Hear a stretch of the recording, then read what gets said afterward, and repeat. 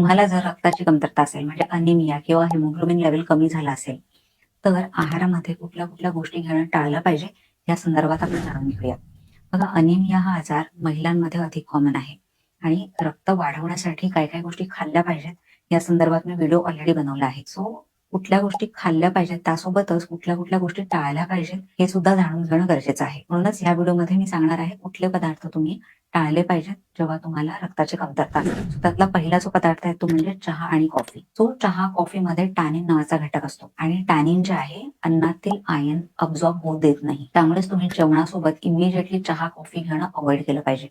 तो चहा कॉफी तुम्ही खाण्याच्या 1 तास आधी किंवा 1 तास नंतर घेऊ शकता. दुसरं जे आहे ते म्हणजे कॅल्शियम युक्त पदार्थ. तो कॅल्शियम सुद्धा आयन अब्झॉर्ब होण्यासाठी अडथळा निर्माण करतं. म्हणूनच तुम्ही आयन युक्त जेवणासोबत कॅल्शियम युक्त पदार्थ घेणं अवॉइड करा. जसं की दूध, दही, पनीर, चीज अशा ज्या गोष्टी आहेत त्या तुम्ही अवॉइड केल्या पाहिजे. त्यानंतर तिसरं जे आहे ते म्हणजे जंक फूड आणि प्रोसेस फूड्स. तो बघा, जंक फूड, प्रोसेस फूड जेव्हा पण तुम्ही अतिप्रमाणात किंवा खूपच फ्रिक्वेंटली खाता तेव्हा बऱ्याच पोषक तत्वांची कमतरता होते. म्हणजे आयन सोबत मॅग्नेशियम, पोटॅशियम अशा बऱ्याच महत्वाच्या पोषक तत्वांची कमतरता होते. म्हणूनच तुम्ही रिफाइंड शुगर किंवा प्रोसेस फूड्स असतात किंवा जंक फूड असतात ते घेणं टाळलं पाहिजे, स्पेशली जेव्हा तुम्हाला रक्ताची कमतरता असेल. त्यानंतर चौथा आहे सोयाबीनचे प्रॉडक्ट्स.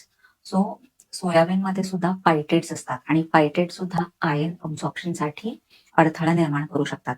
म्हणूनच तुम्ही अति प्रमाणात सोयाबीन युक्त पदार्थ घेणं टाळलं पाहिजे. रक्तवाढीसाठी काय काय खाल्लं पाहिजे या संदर्भातील माहिती मी कॅप्शन मध्ये दिली आहे.